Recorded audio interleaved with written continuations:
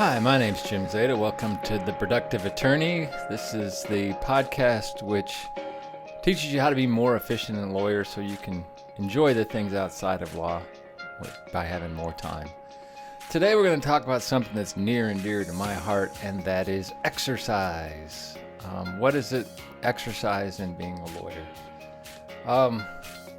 I always start with personal experiences and war stories. I will tell you this, for anybody out there who is going to talk to their significant other or their friends about the workout that they just did or the exercise that they just did, don't do it. No one really cares about your workout. They are, I think when people like myself come up and start talking to you about the workout I had that day, they don't want to hear it. They don't want to hear it for a couple reasons. One is they may not have worked out that day or wanted to and weren't able to, and so they're jealous that they weren't able to do it. Number two is maybe they don't have the level that you have, and they don't want to hear about you bragging about how good a workout you had. Or number three, maybe they're really good and your workout is kind of a really boring piece of crap workout to them, and they don't want to hear about that either. And then you're just talking about yourself. What I've realized is that you are the main character in your play, but that you're an extra in everybody else's play. And so you're an extra coming up and talking to the main character about something that they don't care about. They got no benefit from it. It has no interest to them. So don't tell people what it is, what your exercise was, and how you worked out. And so when I'm trying to tell a war story or tell about things about exercise, the one thing I don't want to tell you about is, here's how much I worked out, and here's how great it is. I will tell you this story, though. I avidly, and I get made fun of this by my friends, but I avidly watch my resting heart rate. I have always had a pretty low resting heart rate, somewhere in the low 40s when things are going real well. I did one time with my boys when I had my watch. My Apple Watch triggers an alarm when my resting heart rate is below 40 for more than 10 minutes. And a couple times when I was in really good shape, it went off a couple times, and I showed my boys, and they thought I was crazy. Like, Dad, why are you watching this? Why do you care? But my resting heart rate is usually between 40 and 49. I had COVID this year, and what I found fascinating about watching my resting heart rate with COVID is I did not work out, obviously, when I had COVID, but my resting heart rate went up above 50. It got up at the height of it, the third day of having COVID, it got up to 55. There was a battle going on in my body. My body was fighting, and my heart was working hard to help all the soldiers out there fighting against this COVID. If you look at the chart, over 3 days it goes up to the top of the mountain, and then it comes back down over the next 3 days. Then I have one day where it's flat, and then I have a second mountain. It's not as high. It only went up to the low 50s, like 52, and that was over a period of 4 days. And then it comes flattened back down. And then again, I had a third mountain where it went up for 3 days and went up and down over a period of 3 days. I've heard the stories that COVID isn't linear in terms of it's just not a straight up and straight down as you go through it. But I'm telling you, my symptoms on a scale of 1 to 10 were 4 or 5. And so mine weren't terrible.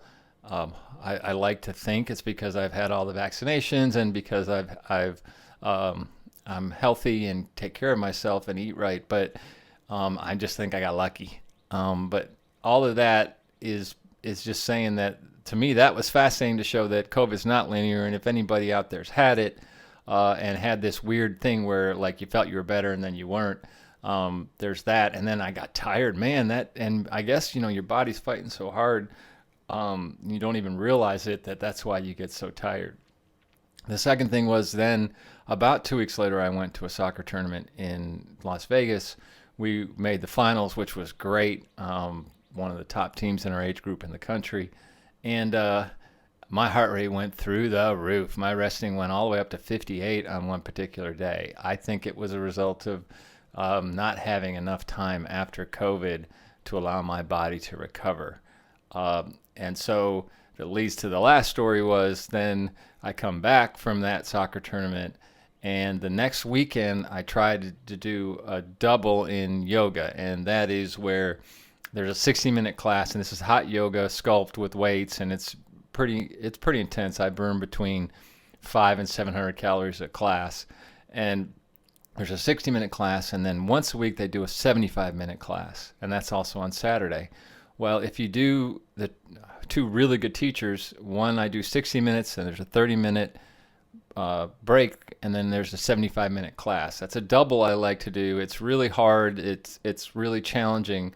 I've done it 3 or 4 times, so I want to do it just because, and my body had not recovered. And for the first time in 4 years of being at yoga, I cratered in a class. I actually had to go down to my knee at one of the exercises and had to go without weights. And for a guy who prides himself on busting out every workout that I do, it just told me that my body had not recovered from all that stuff. And that's one of the things about exercise is no matter what kind of exercise you do, whether you're just beginning, you're intermediate, or you're advanced, you're going to be stupid like I was. And when you are being stupid, you have to let yourself know that there are times you just have to recover and have to rest. My problem is too much exercise and not enough rest. But that's that on that issue with respect to exercise. I would tell you that, so some of the tips I have with it, if you're just starting out or you've done some exercise, remember what it was when you were in your best shape. Everybody at one point in their life was in their best shape. And remember what it was that got you there. What was it that got you to the point where you felt your best? What was it that you were doing? What were you eating? What were you sleeping? What was the exercise that you were doing? Now, as you get older, as you age, that will change. For me, I have done just about every type of exercise that's out there. I love it. I played soccer. I played soccer my whole life. I played in high school and college on top state championship amateur teams.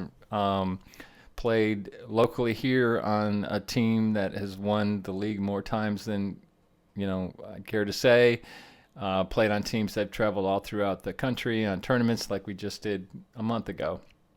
And it is my passion and I love. But in order to stay in shape for soccer, I've tried a million different things. I've tried the running.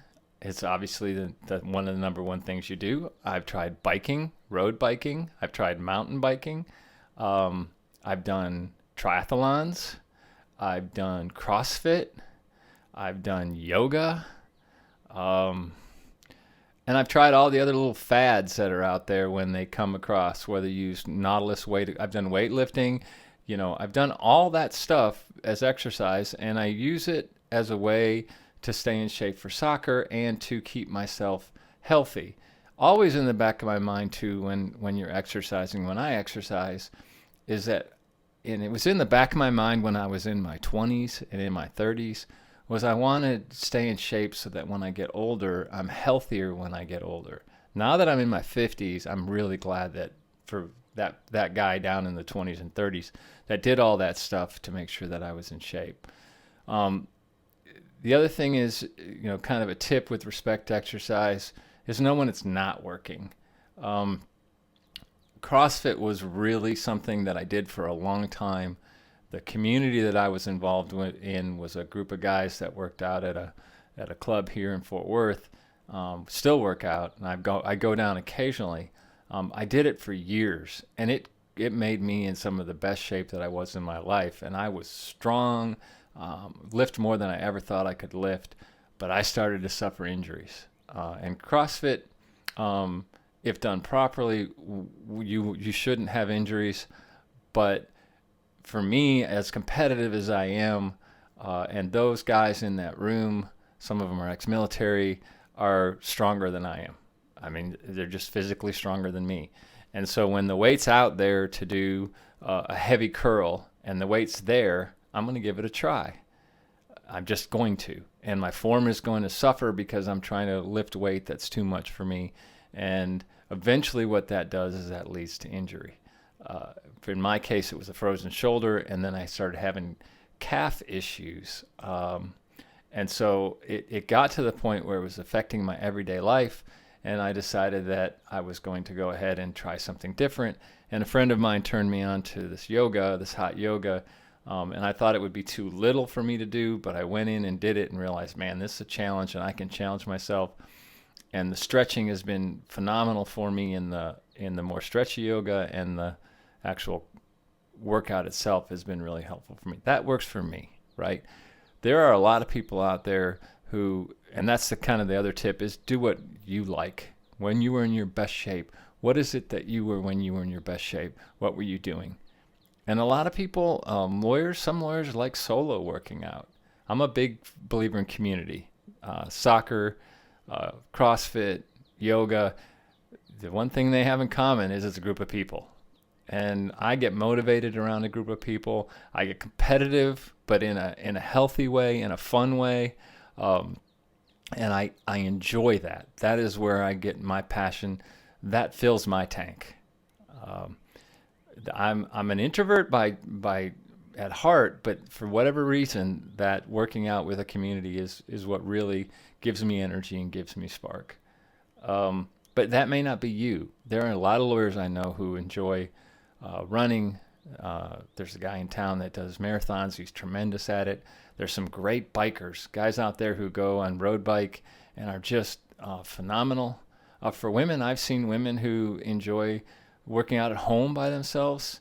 My paralegal she does weightlifting in her garage. She's really good at that. I mean, there are things that you enjoy that you work out. Some people like walking. Some people like at-home workouts. Whatever it is that works for you, find out what that is and do it. Now, I will say this. What we tend to do as human beings is we tend to do what we're good at. So if I've seen individuals who are good runners, all they do is run. The problem with that is your body tends to develop or acclimate to just run, and you end up getting tight and having muscle issues in places because you don't use other muscles enough. There's a lady that I go to. She's a myofascial specialist, in other words, a massage therapist who goes in, though, and digs into your fascia, which is just under your skin. And as a myofascial specialist, she sees people who are tremendous runners, tremendous gymnasts, for example, that just all stretchy and limber, or ballerinas, or people, like that, who are really, really excel at what they do, but their body is deteriorating because they're only doing that one thing. They aren't doing things to be well-rounded and to keep their body in shape in other ways. So if you are one of those people, I would recommend you see a massage therapist. And if you can find someone in your area who does myofascial, I have them look at that. That's been a lifesaver for me. But just go out and look and have somebody look at you and see where you're tight and where you've got issues, and then develop some other exercises that target those. And that's one of my other tips is work on your weaknesses. So I am not limber. When we do lotus position, that is where you sit down crisscross applesauce, where you put, you're sitting down on your butt and you've got your legs crossed in front of you, one ankle over that. You should be able, and most people can put their one foot into the crook of their knee and thigh on the other part. I can't do that. I don't have the ability to do that. It hurts me. And so why would you do something that hurts you? Well, you've got to work on your weaknesses. In CrossFit, I had some exercises that all the guys knew I hated. I hated pull-ups. I just hated them. And I hated farmer's carry. And I hated when you hang from the bar and you had your knees to your elbows. Those were the three exercises that I hated, and I worked on those. I worked on those a lot because I really sucked at them. And so you've got to find the areas that you are weak at, because when you do the stuff that you're good at, you're going to do it you're going to enjoy it and you're going to have fun. But if you can do the stuff that you're weak at, your body becomes more well-rounded. You become more well-rounded. How often do you work out? That's up to you. I am somebody who I will go months on my app where I will fill the exercise ring every day. I like to work out every day. I sleep better when I work out. If there's a day that I take off, I don't sleep well.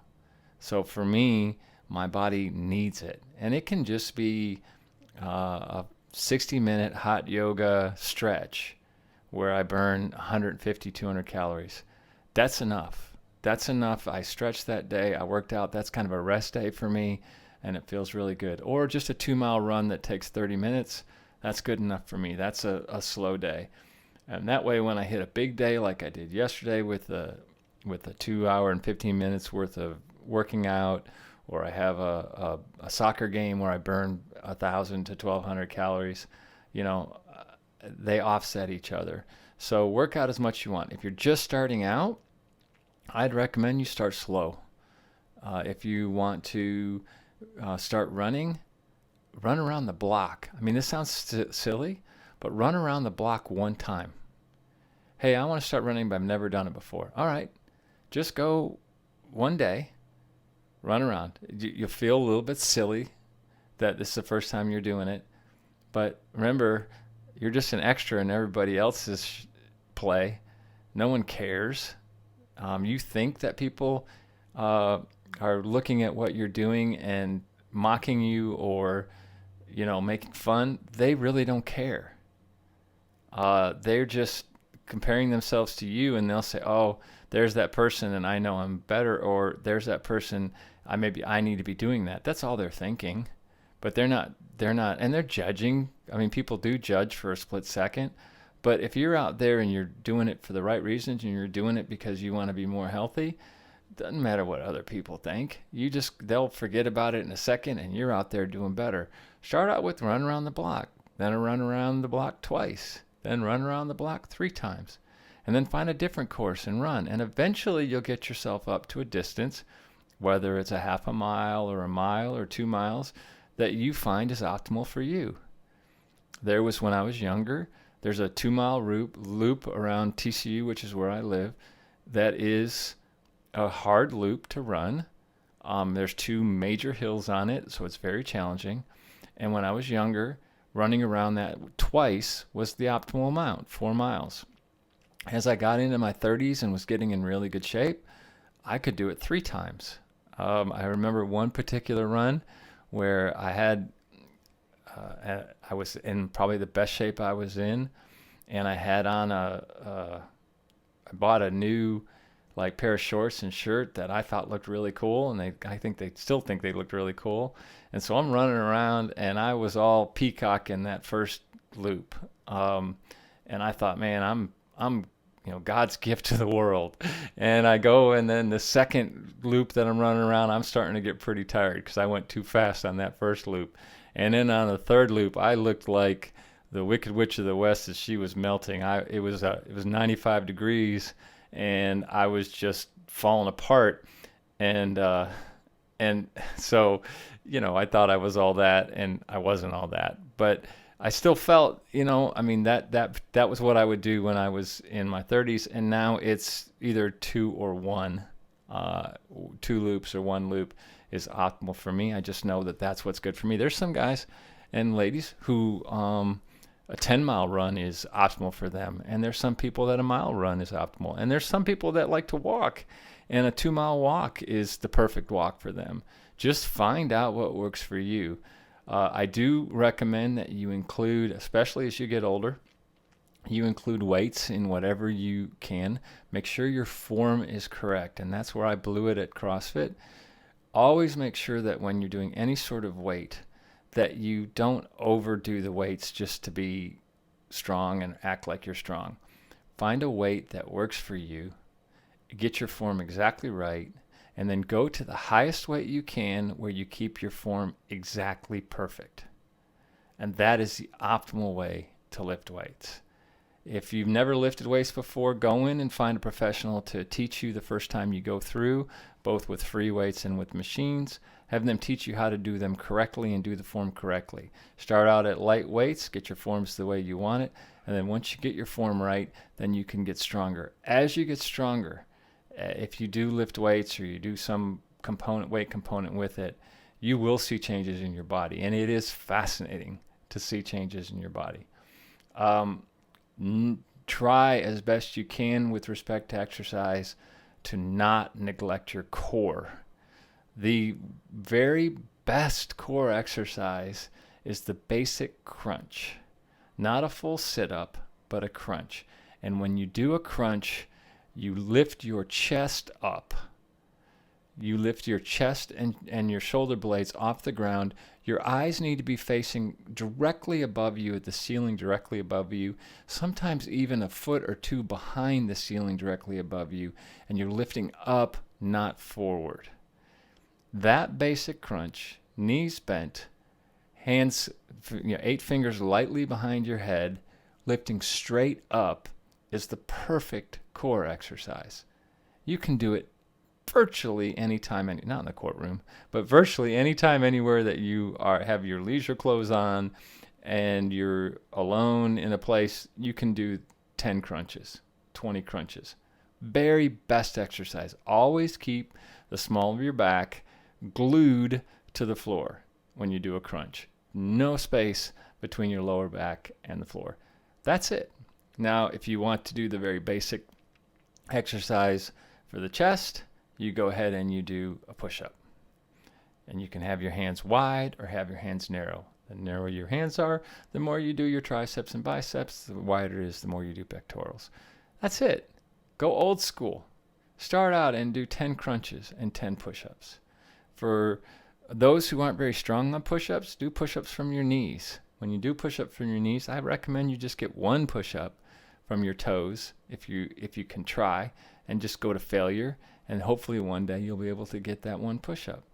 Do a basic crunch and then do a basic plank, and that is for what we call belly down core. You just go ahead and put your hands on the mat or on the floor, then on your toes like you're about to do a push-up, but you just hold that plank position. Hold it for 30 seconds.